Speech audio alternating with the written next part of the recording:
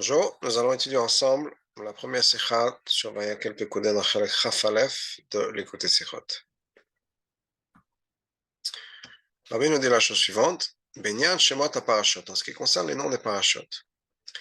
Hudgash Kama Pamim Rabot, on a déjà mentionné plusieurs fois, beaucoup de fois. Shatochen Shel Kol Parasha Merumaz Beshma, que le contenu de chaque parasha a une allusion dans le nom de la parasha.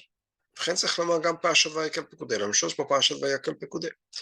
שהשם ויקל מבטא את נקודת התוכנה של הפרשה הראשונה, que le nom de ויקל exprime le contenu, le concept de la première parasha, et פקודי את נקודת התוכנה של הפרשה השנייה, et פקודי le concept de la deuxième parasha. אולם לכאורה מהפעמות. אין התאמה בין תוכנן של שתי הפרשות ולשמתן.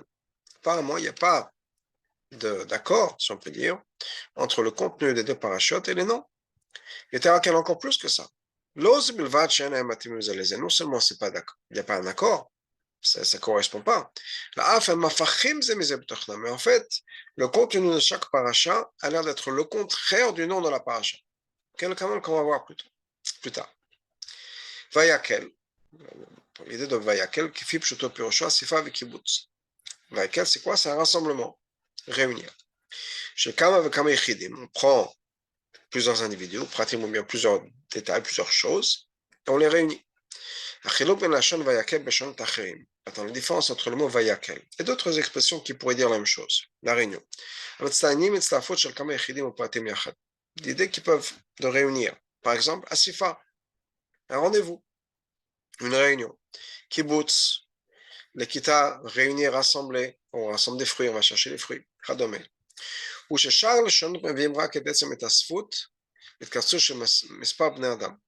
ces mots-là, que ce soit Sifa, une réunion, Kibbutz, aussi une autre réunion, l'Ekita s'est rassemblé, tout ça, ce sont des expressions qui expriment l'idée que quoi? Qu'on a pris des détails des personnes. Les Makom Echad et se réunissent ensemble. Ou les Yanech même pour une seule chose. Achitachen, Shigam, Laché, Sifa, Chulun. Mais il est très possible qu'après la réunion, et même pendant la réunion, après le moment où les gens sont réunis, chacun reste indépendant. Donc, quand on parle d'une réunion d'équipe, on a tous les membres de l'équipe qui sont là et chacun est indépendant. Ça, c'est l'idée de Asifa. Ça veut dire Asifa, c'est prendre des concepts, des idées ou des personnes différentes et les réunir. Il ou la chaîne Vayakel, mais quand on se sert du mot de Vayakel, Mashmoto Shenasu le Kahal. L'idée, c'est quoi? C'est que ce groupe-là est devenu maintenant un Kahal, une communauté. Ou Mityaches, les Klal Shenanashe Pratem Shenotzar. Et l'idée, c'est l'accent est sur le fait que c'est maintenant quelque chose qui est un groupe, un Klal. On n'a plus l'accent sur les individus qui se sont réunis, mais plutôt au niveau de la communauté. On a maintenant un Kahal, une Keila. Shenotzar lo ketzirouf. Maintenant, on a créé quelque chose qui n'est pas juste la réunion de points d'individus séparés. Mais l'accent est mis sur le fait, encore une fois, que maintenant, on a quelque chose de nouveau. Une nouvelle existence, une communauté. Ça, c'est l'idée de Vayakel. Pekoudé, le mot de Pekoudé, le nom de Pekoudé, Pirosho Lachon Minyan, ça veut dire compter. Moral, Yotol, carte, Kol Davar Nifran, Mouvdal Ufnatzmo. L'idée de compte, c'est quoi? Chaque chose est indépendante. Étant donné qu'il y a des choses indépendantes, on peut les compter. Si j'ai 10 pommes, 5 pommes, un minyan, je compte les individus. Basé sur ce concept-là, on ne comprend pas. Le concept, l'idée des deux parachutes est exactement l'opposé de ce qu'on vient de dire. Les deux parachutes de Vayakel et Pekudei parlent de la création, de la fabrication du Mishkan et des Kilim. Il y a une différence essentielle entre les deux. Dans le parashat de Vayakel, on a tous les détails de tous les éléments individuels du Mishkan. On a toutes les dapris, les tapisseries, d'un côté. Ensuite, on parle des poutres qui servent du Mishkan. C'est un autre point. Ensuite, on rentre dans tous les détails des kilim, de chaque kilim du Mishkan, la menorah, la shulchan, etc. Ça, c'est Vayakel. Alors que quand on parle de Parashat Pekudei, En ce qui concerne le Mishkan. Après, bien sûr, l'introduction, on a le Sach HaKol Shel Hazav HaKesef HaNechoshet. On a la somme totale de l'or, de l'argent, du cuivre. Bak Mamar Mosgar Sium Muspar Pachat Vayakel. Et donc ça, c'est le Sach HaKol qui vient, entre parenthèses, si on peut dire, à la fin de ce qui est, ou à la conclusion de ce qui est raconté dans la Pachat Vayakel, Asiat Chelka Mishkan, qui est le fait qu'on a donc fait tout le Mishkan, Bigdei Kona, les vêtements, et la Chamikel, après, Mosifa, Sachakol, Shenakol. Après, la Torah nous donne la somme totale. Habat, Kol Advarim, c'est Achtav Shel Moshe. Et ensuite, on a quoi? Le fait que tout a été amené chez Moshe. Donc, on a le total, qui est l'idée de Pekoudé. C'est comme ça que la paracha commence, avec tout le total. Ensuite, on nous raconte comment tout a été amené, tout le Mishkan en entier a été amené chez Moshe. C'est oui, Hachem Lamidam, Kolam Yachad. Et le fait qu'Hachem a commandé à Moshe de monter tout ça ensemble.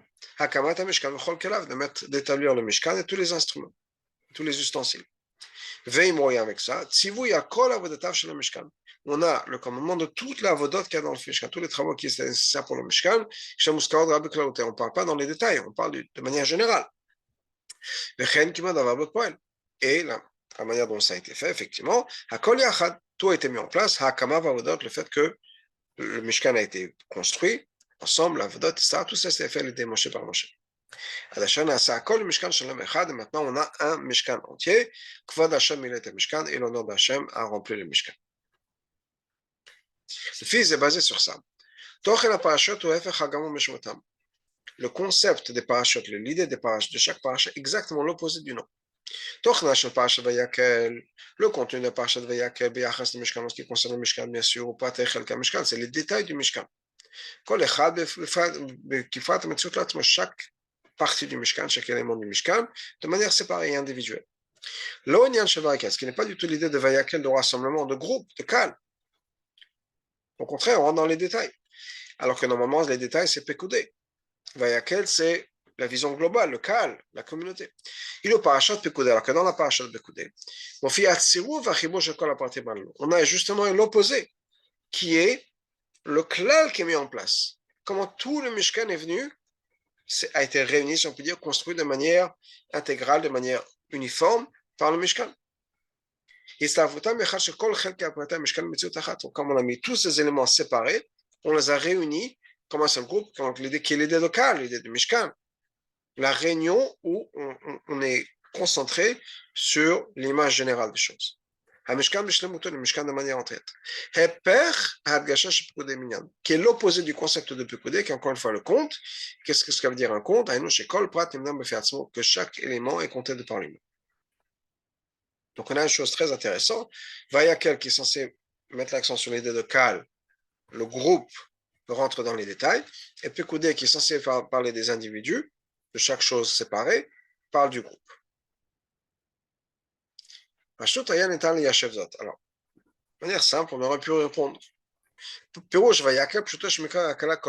parle de Vayakel, on parle de Vayakel de quoi? Du peuple juif, pas du Mishkan.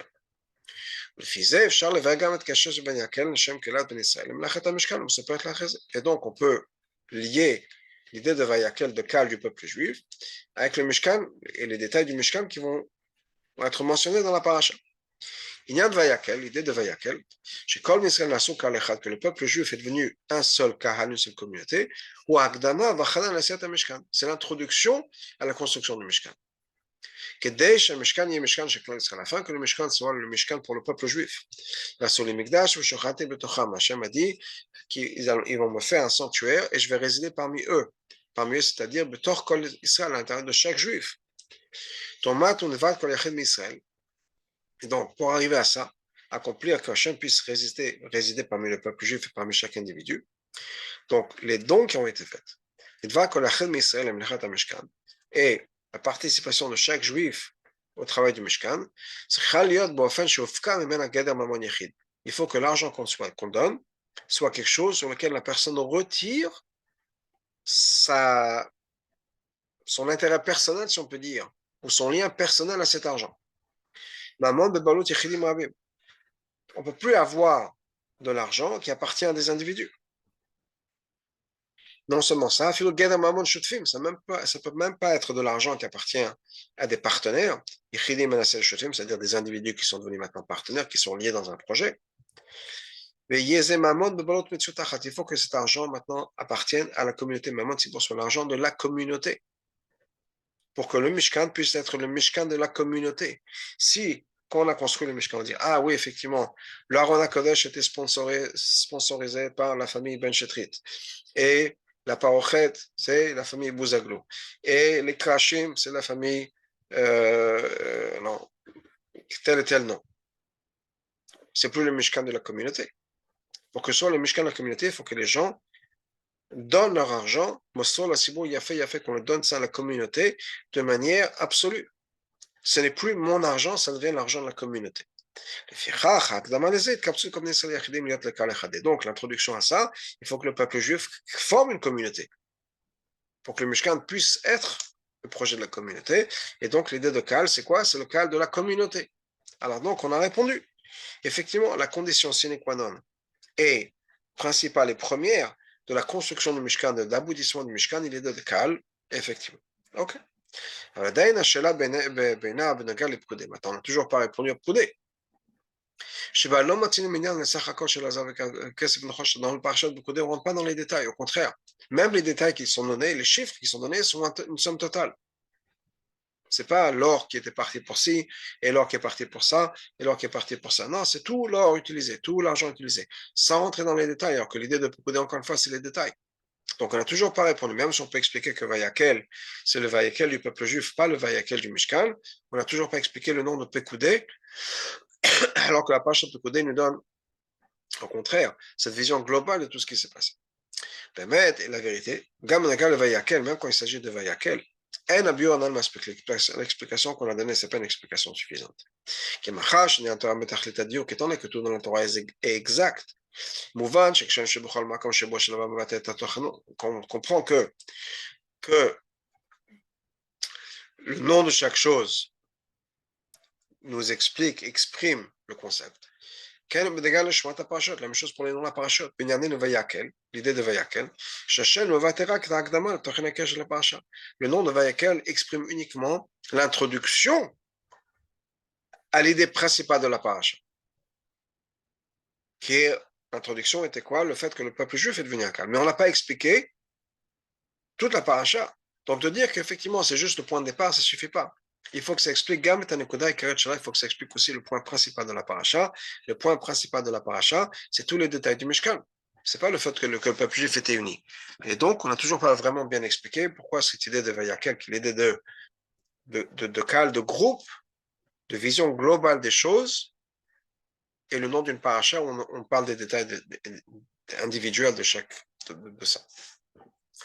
Alors, pour comprendre tout ça, nous dit la on va commencer avec la réponse. Viens le Magdim Nivra Rambam. Pour ça, introduisons un Rambam. Rambam dans Sefer HaMitzvot. Il nous dit la chose suivante, Benegal, le mitzvah de Binyan Bet HaMikdash, en ce qui concerne la mitzvah de construire le Bet HaMikdash. Chez Tzivano, Hachem nous dit, nous a commandé, Livnot Bet HaBchira, de construire une maison qui était la maison de son choix, l'avoda pour servir Hachem. Bo Yehakava Vavarat Hashtamet, dans cette maison-là, on va faire les korbanot, il y aura un feu qui va brûler constamment. C'est la mitzvah que Hachem nous a donnée. Faites-moi un sanctuaire, ils feront un sanctuaire. Ça, c'est la première chose. Ensuite, le Rambam continue. Cette mitzvah-là, qui est une mitzvah globale, construire un sanctuaire, inclut beaucoup de détails. Par exemple, la menorah, le shulchan, la table où il y avait les pains, la misbeach, l'autel. Vezulatam à part ça, kelim echelka mikdash, d'autres ustensiles. Hakol ikarim mikdash, et tout ça, on appelle ça le mikdash.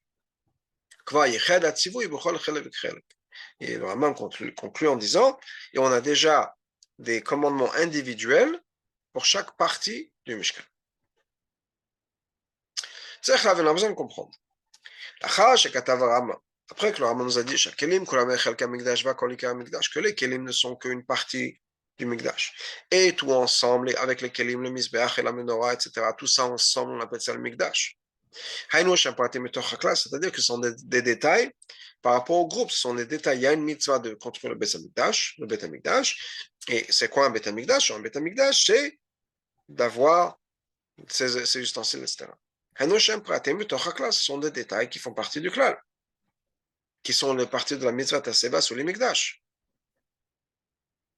Okay? Par exemple, la mitzvah de tefillin. Okay? On a besoin d'avoir des tefillin sur la tête. Dans la tefillin sur la tête, il faut écrire pas 4 parachutes. Ce n'est pas 4 mitzvahs séparés. C'est la mitzvah de tefillin shel rosh, disons, et bien tefillin shel yad, c'est des mitzvahs séparés. Mais les détails ne sont pas des mitzvahs séparés. Donc la même chose, quand le Rambam nous dit il y a une mitzvah qui est la mitzvah de Vasul Mikdash, il y a des détails. Le schéma aussi fait kata. Pourquoi est-ce que le Rambam rajoute après il y a déjà eu un commandement particulier individuel pour chaque partie du Mishkan. On a l'impression que le Rambam dit maintenant l'opposé de ce qu'il avait dit avant. Avant, il a dit il y a une mitzvah qui est le Beth Amikdash avec des détails. Mais tout ça, c'est la mitzvah du Beth Amikdash. Maintenant, le Rambam nous dit que chaque ustensile du Beth Amikdash, c'est quelque chose de par lui-même. Ou mitzvah, c'est une mitzvah de par lui-même. Il y a un commandement particulier. Fais le menorah, fais le misbeh, fais le shulchan. Donc, est-ce que tout ça, c'est une mitzvah sur le Mikdash avec les détails de la mitzvah, ou bien c'est des mitzvahs séparés? Ou bien, de manière générale, qu'est-ce que le Rambam vient nous rajouter en nous disant qu'on sait déjà qu'il y a des mitzvot individuelles pour chaque chose. Justement, voilà l'explication.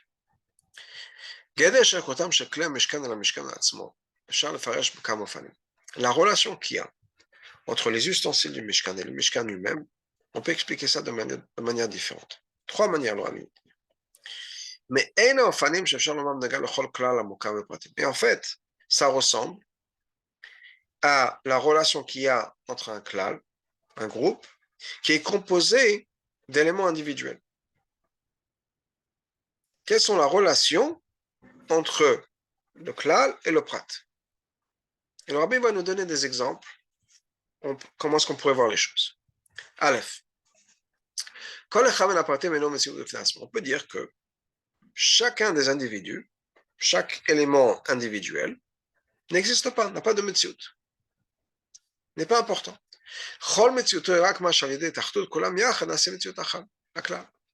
Et l'existence et le fait qu'on prend ces éléments individuels et séparés, on les réunit, on les met ensemble, et là on a un klal.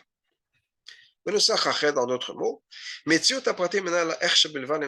fait que ces éléments individuels ne sont que une préparation à avoir ce groupe-là. Mais par exemple,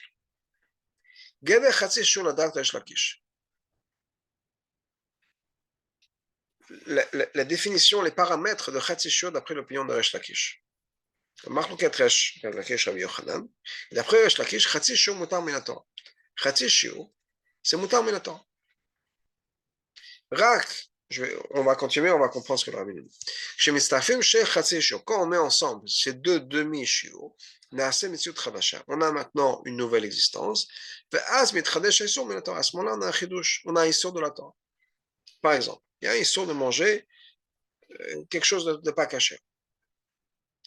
Le issur, pour tout ce qui concerne la nourriture, c'est un kazaït. Si maintenant quelqu'un mange un demi-kazaït, ça peut être un demi, c'est moins qu'un kazaït. C'est sûr, c'est pas exactement la moitié. Ça peut être moins. Okay? Moins qu'un kazaït. D'après Resh Lakish et Mouta. Il n'y a pas de issou. Maintenant, si je vais mélanger ces deux moitiés d'un kazaït, il y aura un issur. Il y aura un issur. Mais tant que c'est un demi-kazaït, il n'y a pas de issur. Et c'est Mouta. On va regarder la Ra 23. Le Rabbi nous donne un autre exemple. Un exemple aussi dans une mitzvah. Pas juste un issur, mais une mitzvah à faire. Un fil sur les 4 fils des tzitzit. En bas, on a 8. Et en fait, c'est 4 fils qui passent par le trou. Donc, c'est 4 qui se trouvent chacun de chaque côté. Donc, en tout, on a 8 côtés, mais on a 8 fils dans les tzitzit, mais c'est 4 fils. Et là, on n'en a que un. C'est rien. Uniquement quand on a 4 fils, là on peut avoir des tzitzit. Donc, un exemple de ça. Donc, pour l'instant, on n'a rien. Tant que je n'ai pas tout, j'ai rien. Ça, c'est une manière de voir les choses. Bête. גם הפרטים בפני עצמם, les détails de par eux-mêmes, הם מציאות en existence, שעל ידי הצטרפותם יחד, הם יוצאים גם עניין חדש. Quand on va prendre ces éléments indépendants et qu'on va les mettre ensemble, là on a quelque chose d'encore mieux. כשכל פרט היה בפני עצמו. שלא היה לפני כן, donc quelque chose de nouveau qu'on n'avait pas, שכל פרט היה בפני עצמו, quand chaque individu était séparé, on n'avait pas, maintenant on a quelque chose de nouveau. Par exemple, על דרך דין 10 מישראל דבר שבקדושה. Par exemple, avoir 10 personnes pour un minyan. שכל אדם ישראל בפני עצמו יש בו קדושה, chaque juif de manière indépendante. Et ça, אבל כש10 מישראל נאספים יחד, maintenant on prend 10 juifs ensemble, נוצרת גם קדושה לא יותר, maintenant on a une קדושה encore plus forte, אז אפשר לומר דבר שבקדושה, maintenant on peut faire קדיש, on peut faire קדושה. Mais même 9 juifs, c'est pas un minyan, mais c'est une méthode. C'est pas comme avoir une file de tzitzit qui sert à rien. On a des personnes. Mais quand on en ramène 10 de ces personnes-là, là on passe à quelque chose de complètement extraordinaire. Une troisième manière, Gimel. Chacun de ces détails, de ces éléments n'est pas quelque chose d'important. Mais quand on crée maintenant quelque chose, un klal de tout ça, on les réunit. À ce moment-là, chaque élément individuel prend une importance individuelle.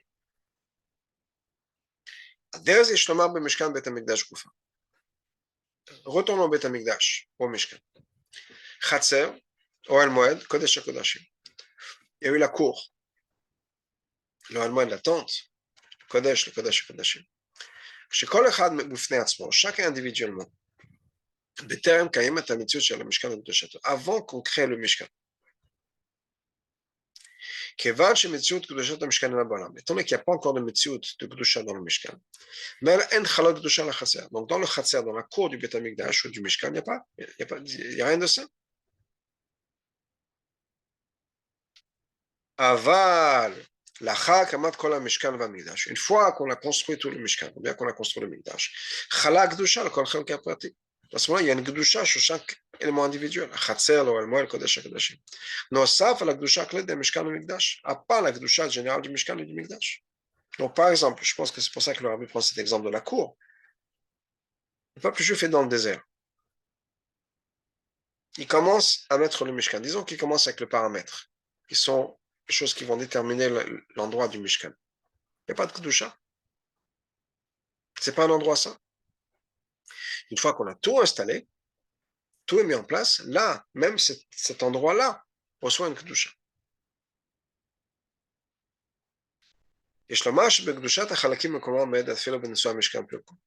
D'ailleurs, ce qu'il faudrait rajouter, c'est que la Kedusha des éléments individuels du Mishkan est toujours là, même quand on va démonter le Mishkan et qu'on va voyager. Ou bien une fois que le Beth Amikdash a été détruit de nos jours, Haklal, donc ce groupe-là, c'est tellement Minatora. Peut-être que la Kedusha qui reste là, nous dit le Rabbi, il faut dire que ce n'est comment une Kedusha des Rabbanan. Okay. Des harotes qui sont longues, si on peut dire, mais c'est ce que le Rabbi nous explique.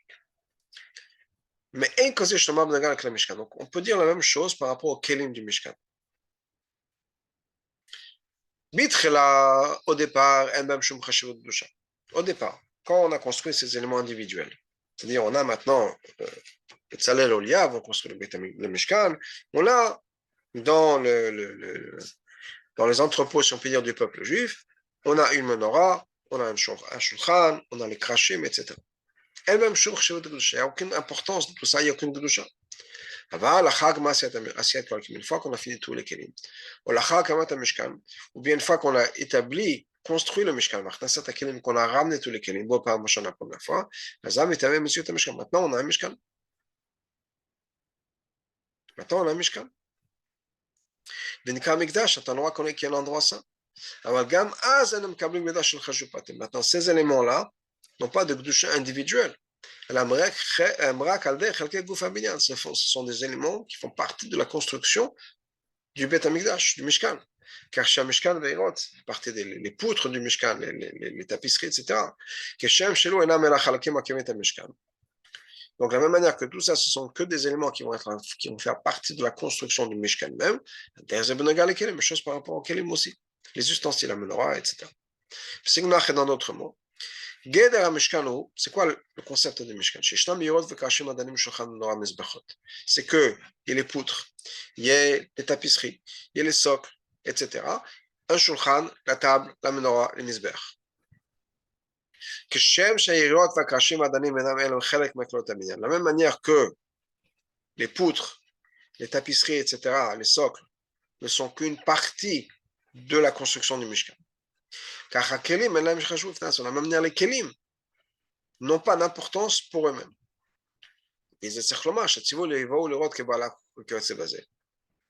Maintenant, dans ce cas-là, on doit dire que le commandement qui est de ne pas voir les objets du Mishkan quand on voyageait, donc ils sont couverts. Après qu'on a démonté le Mishkan, donc normalement, une fois qu'on a démonté le Mishkan, peut-être que la Gdusha est partie, ça c'est une mitzvah séparée. Ça n'a rien à voir avec la Gdusha du Kodesh HaKodashim qui fait qu'on ne peut pas voir le Haron. C'est-à-dire que ce qui se passait, c'est que quand il démontait le Mishkan, il fallait couvrir les ustensiles. Entre autres, le Haron était couvert. Il prenait les tapisseries entre le Kodesh et le Kodesh HaKodashim et avec ça, il couvrait le Haron. On n'avait pas le droit de regarder.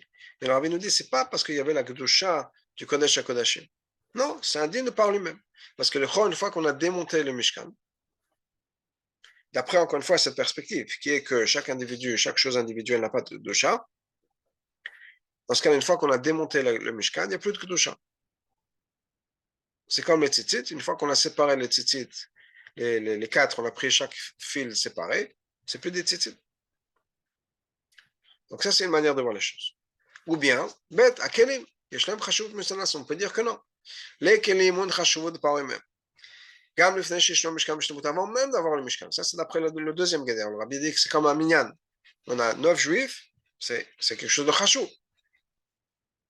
Hamnoa, Inyan, Bifnatzmo, la menorah, c'est quelque chose de par lui-même. Interza, Shulchan, Mizbachot, le Shulchan, le Mizbeach, Mizbachot, au pluriel. Et là, Shalidech, Nasatam, le Mishkan, mais quand on le ramène maintenant dans le Mishkan, Gamashlimit, le Mishkan, ça complète le Mishkan. Hazanasit, Mitzut, le Mishkan, là, on a un Mishkan complet. Ça, c'est le deuxième derrière, comme le Rabbi et le Minyan. On a 9 juifs, c'est super. 10, maintenant on a créé un Minyan. On peut dire d'avoir chaque doucha, on est passé à quelque chose de différent. Mais chaque individu a un sac doucha. Donc ça, c'est le premier ou le deuxième derrière. Troisième derrière, Mitzad Atzmam, de par eux-mêmes, à un moment où on les fait, il n'y a aucune valeur d'avoir une menorah, un shulchan, un misbeach comme ça, sans mishkan, ça ne sert à rien. Mais une fois qu'on a fini avec le Mishkan, une fois qu'on a ramené les kelim à l'intérieur, maintenant chaque keli a pris une importance de par lui-même. Il y a une kedusha individuelle qui va se mettre dans chaque keli. Kedushat menorah, kedushat shulchan, il y a la kedusha de la menorah, la kedusha du shulchan. À part le fait qu'il y a une kedusha générale qui est le fait que ça fait partie du Mishkan. Mais chaque élément a une sakdusha particulière et c'est la troisième manière de voir les choses, la relation qui est entre les kelim du Mishkan et le Mishkan, ou bien les pratim et le klan.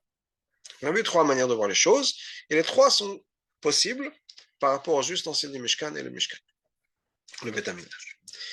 Maintenant, quelle serait la différence? C'est beau de trouver des différences, mais est-ce qu'il y a vraiment une différence au niveau de l'Allah? Alors le Rabbi va nous donner un exemple. Une des différences. Quand on fabrique les ustensiles pour le Beth Amikdash, il faut qu'on fasse ça lishma pour la mitzvah. Quand on fait les kelim, il faut que ce soit fait pour Hekdesh. Maintenant, la différence serait quelle est la kavana qu'on a besoin d'avoir?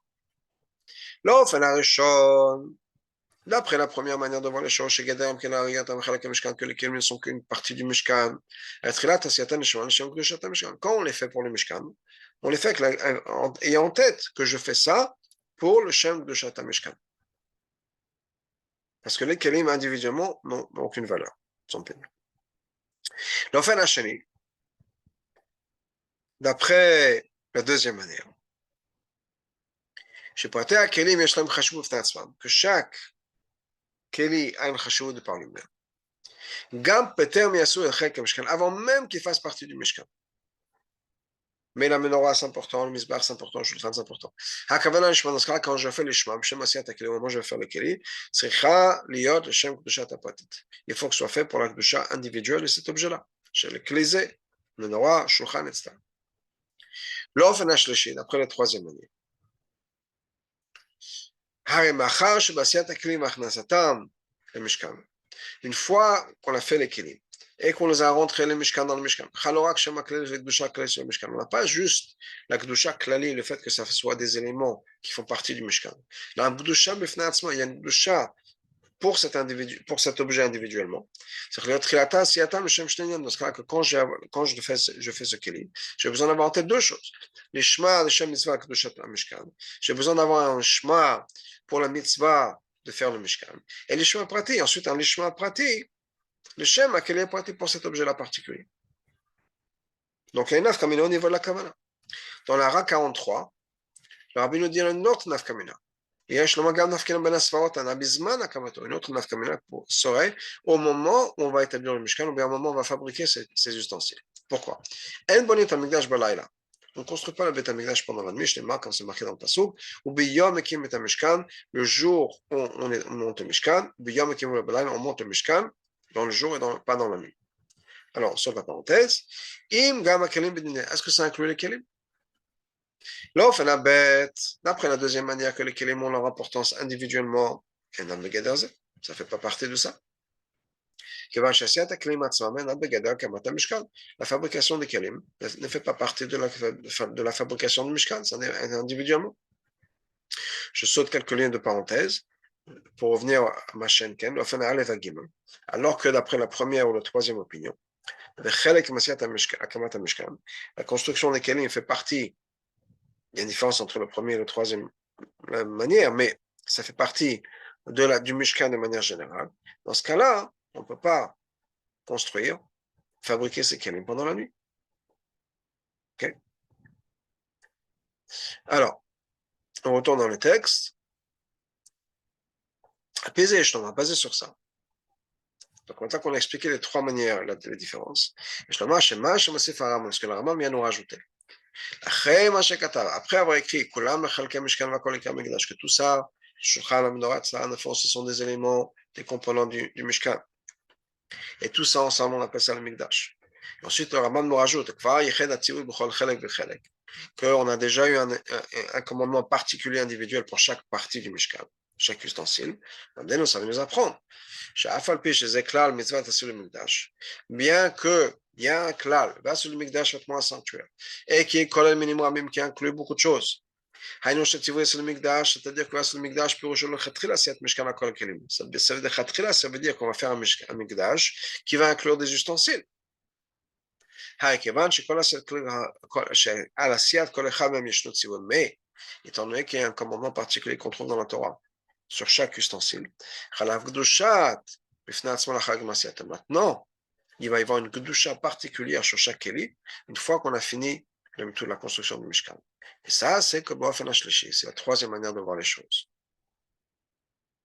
On met la kavana l'ishma, donc quand on va faire le kelim, par exemple, l'ishma, la kavana c'est quoi? Que quand on fait les kelim, on a besoin d'avoir en tête que c'est effectivement pour le Mishkan, mais ça inclut des éléments individuels, et quand je suis en train de fabriquer la menorah, je dois penser que la menorah, je la fais pour la mitzvah du Mishkan, mais aussi la mitzvah de menorah.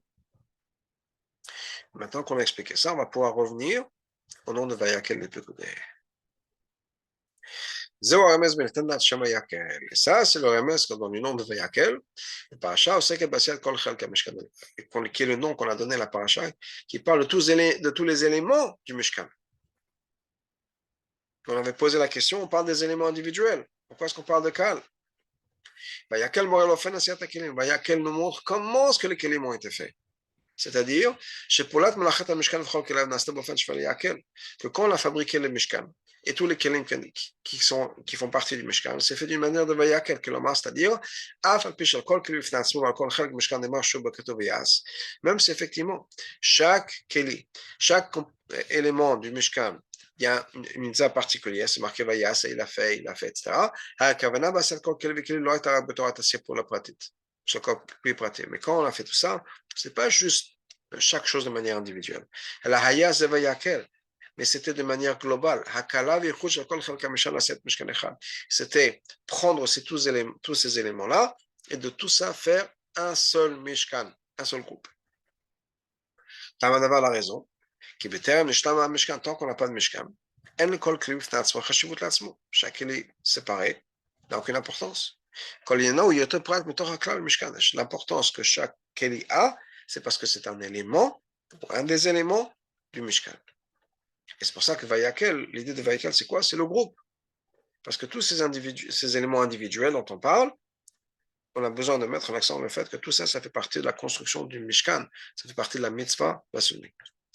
Ou là, mais dans la parasha Pekudé, là, on nous dit qu'on a fini tout le travail du Mishkan. Donc, on passe à l'étape d'après. Et donc, on nous parle du fait que le Mishkan a été construit et tous les kelim, etc. Là, maintenant, on peut passer au niveau individuel. Les comptes, c'est-à-dire l'accent est mis sur l'individu. C'est-à-dire, maintenant, les éléments individuels ont pris leur importance. Alors qu'il y a un clarice sur le Mishkan, pas juste le fait qu'il y a un Mishkan et qui contient tout. Maintenant qu'on a construit le Mishkan et qu'on l'a établi, on l'a monté, maintenant, chaque élément individuellement a une chashivut, comme on l'a expliqué plus haut, longuement.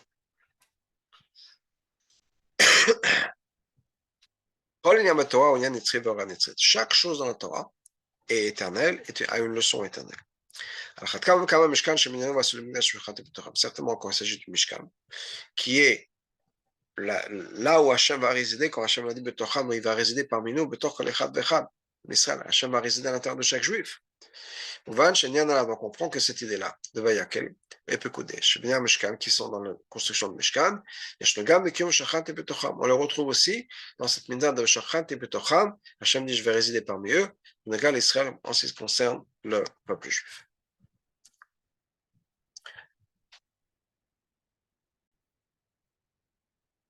מצד אחד, אומרת התורה שכל ישראל הם ציבור אחד. כותב התורה nous dit que tout le peuple juif ne se font qu'une seule communauté. כל ישראל יחד מצטרפים לנו כמו אחת שלמה. Le peuple juif en entier crée un seul être. כאשר יש חיסרון חס ושלום של יהודי אחד, quand il y a un חיסרון, un manque, un juif, bien, il y a un juif qui manque, יש חיסרון בקומה שלמה כולה. C'est le peuple en entier, ce corps qui compose le peuple juif qui manque. Mais d'art qui sort de l'autre côté. Neymar Torah, c'est marqué dans la Torah. Chaque juif de manière individuelle est un monde entier. Au point où chacun est obligé de dire le monde entier a été créé pour moi. Le monde entier. Le monde entier, c'est quoi? Tout, pas juste le monde autour planétaire. Tout l'univers, le cosmos, tout le Seder Shtarshalut. Ce qui inclut tout le peuple juif a été créé. Tout ça, c'est créé. Les 7 milliards d'habitants plus les 15 millions plus de juifs, tout ça c'est écrit pour nous. Et chaque juif est obligé de dire ça. Même si c'est quelqu'un qui est en bas de l'échelle de la société juive, les gens qui coupent le bois, qui puisent l'eau, le plus grand ou plus petit. On a tous cette obligation de dire le monde a été créé pour moi. Maintenant, donc, on a cette leçon extraordinaire de Parashat Vayakel Pekudé, des noms de la Parashat Vayakel Pekudé. Yodi alo lachshov, un juif peut penser. Premièrement, il est lui. Pas de manière péjorative et négative. Pas qu'il est lui avec la gava.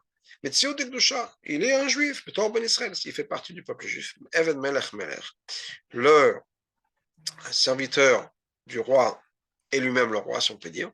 C'est lui qui a accès à tout, comme les gens qui travaillaient au nom du roi, dans le sens où ils ont accès à tout par le pouvoir du roi. Donc il dit, le Shem Hashit, comment il est là pour servir Hachem? Yesh lo tafkid b'avoda, miuchadim lo. Mais comment est-ce qu'il regarde ça? Il dit, moi, j'ai ma avoda, moi. Je suis ce que je suis. Hachem a créé, donc je suis son serviteur, et je dois servir Hachem à ma manière. Et là, chez Bossaf Elezeu, kol le gamas mo yachadim kol Israël. Mais, bien sûr, je fais partie du clan d'Israël. Et donc, je suis inclus aussi. Kach moa lo parasha. La parasha va nous dire attention.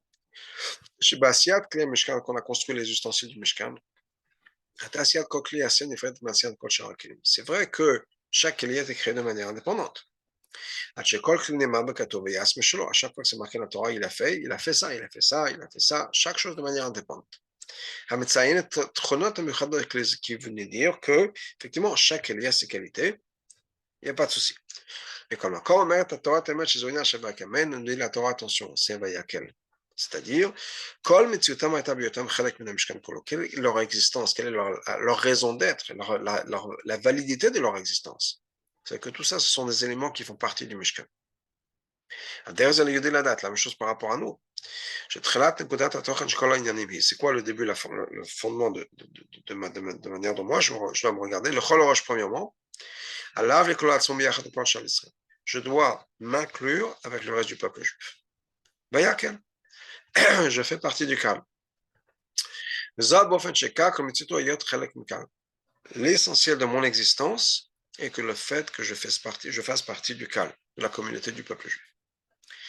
Et donc, avant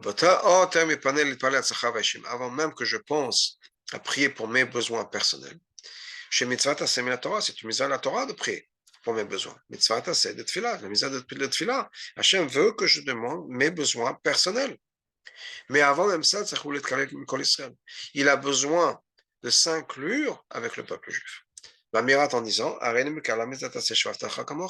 j'accepte sur moi la mitzvah positive d'aimer son prochain comme soi-même.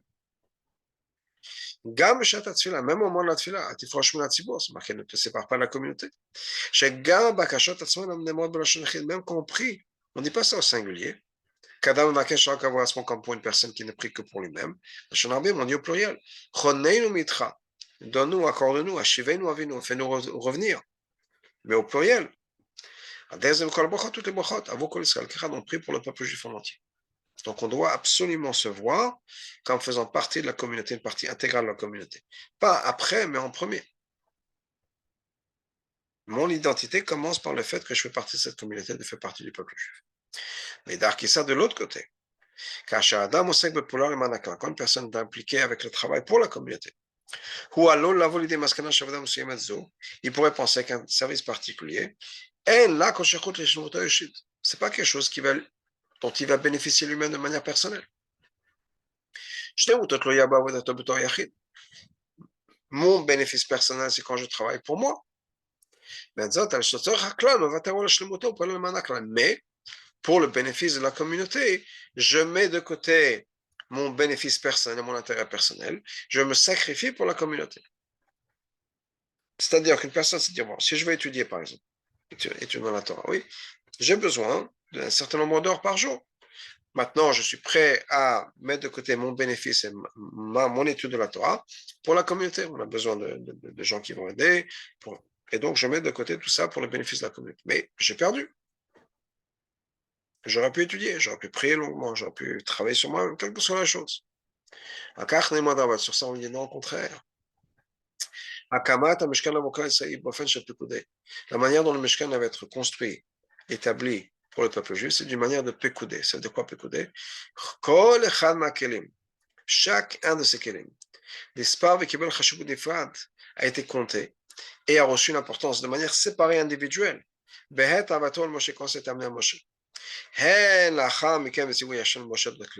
Et ensuite, quand Hachem a commandé à Moshe quoi faire avec chaque keli, et ensuite, quand on a fait ce qu'il fallait faire avec ce keli-là, quand un juif travaille pour le peuple juif, il bénéficie de ça aussi de manière individuelle. C'est pas qu'on perd. On gagne en se mettant au service de la communauté. On devient une meilleure personne et on reçoit sa chashivut, si on peut dire, justement parce que je sers à mon rôle à l'intérieur du clan. Pourquoi est-ce qu'on a besoin de faire ça? Pourquoi est-ce que je peux bénéficier moi-même de manière individuelle en jouant le rôle par l'intermédiaire du clan? Donc, pourquoi est-ce qu'on a besoin d'avoir les deux? Donc, que quand je dois me penser à moi en tant que membre de la communauté, et je dois comprendre que mon bénéfice passe par ça. Donc il dit, moi il est occupé avec ces choses à lui, il faut qu'il pense au Vayakel. Et Kalima Tzibor est inclus dans le Tzibor. Comme on dit pour la Tfila. Quand j'ai besoin de quelque chose, je demande pour le peuple juif. Mais de l'autre côté, de l'autre côté, quand on fait le Mishkan pour le peuple juif, ça ramène à Pekoudé, c'est-à-dire un bénéfice individuel, une perfection individuelle.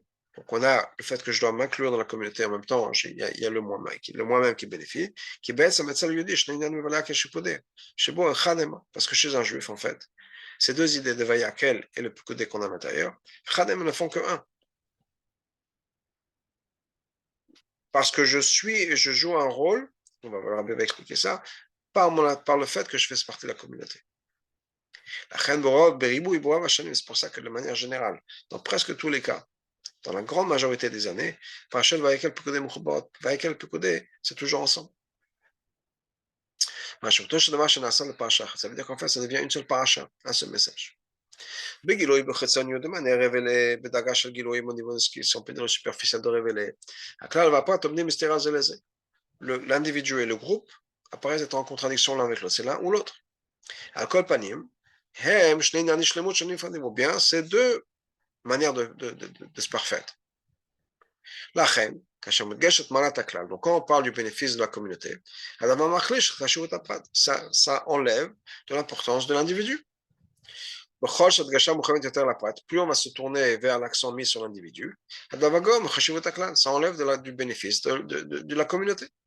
Okay, c'est au niveau politique, au niveau économique aussi. C'est l'économie communiste, ou l'économie socialiste et l'économie capitaliste.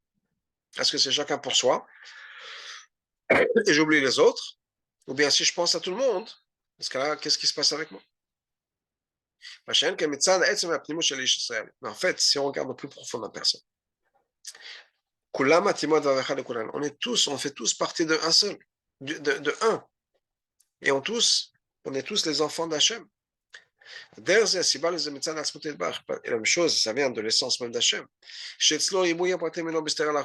Pour Hachem, il n'y a pas de contradiction entre la pureté, l'unité et la multiplicité. Ça peut être les deux à la fois. Quel doit commencer quand c'est marqué dans la chassid, Dafka, pourquoi est-ce qu'on a tout ce qu'il y a ici? La multitude de créations, ça vient exactement parce que ça vient de l'essence d'Hachem. C'est-à-dire qu'il y a une multiplicité de choses. Mais non seulement la multiplicité n'est pas en contradiction avec la simplicité dans le sens de l'union, au contraire, cette multitude de choses exprime la grandeur d'Hachem et exprime le fait que tout est Hachem. Tandis que c'est comme ça chez Hachem, chez un juif, c'est aussi comme ça. Hachem et le peuple juif ne font qu'un. Le fait que le peuple juif ne fasse qu'un seul peuple, ce n'est pas une contradiction avec l'existence de chaque juif de manière individuelle. Qui viendra au contraire. Cette artout, cette unité, cette union vient de l'essence du juif. Qui ne font que un. On peut dire. Cette union, cette unité qui existe à l'intérieur de tout le peuple juif, on ne fait que un, s'exprime aussi même dans ma vie individuelle. Parce que l'essence de chaque chose s'exprime dans chaque détail. Point du bois. Chaque objet qui est fait avec du bois exprime que c'est du bois. Donc la même chose, quand on vient de Hachem, chaque élément individuel exprime qu'on vient d'Hachem. Et donc, tant qu'on vient d'Hachem, ma valeur, si on peut dire, bien sûr, c'est une valeur individuelle. Et parce que je fais partie du clan. Donc, de la même manière qu'il y a ce lien entre Vayak et les Pekoudé pour le peuple juif, On trouve la même idée dans le Sefer Torah. Sefer Torah מורכב ממאות אלפים של אותיות נפרדות זו מזו. הספר תורה, c'est composé de centaines de milliers de lettres individuelles, chacune séparée de l'autre. Et c'est la halakha. Si deux lettres se touchent, c'est plus caché. Chaque lettre doit être individuelle. Maintenant, toutes ces lettres-là ne font qu'une seule Torah, vayakel. Mais de l'autre côté, quand on a pris toutes ces lettres-là de manière individuelle et on en a fait un Sefer Torah, qui maintenant a la Kedusha du Sefer Torah, chaque lettre dans sa Kedusha est entourée de parchemins, elle est individuelle, et maintenant elle est séparée de chaque lettre. C'est-à-dire ça va dans les deux sens. Chaque lettre individuelle a sa Kedusha et chaque lettre individuelle apporte à la Kedusha du Sefer Torah. Que Israël et la Torah et Hachem ne font qu'un. Le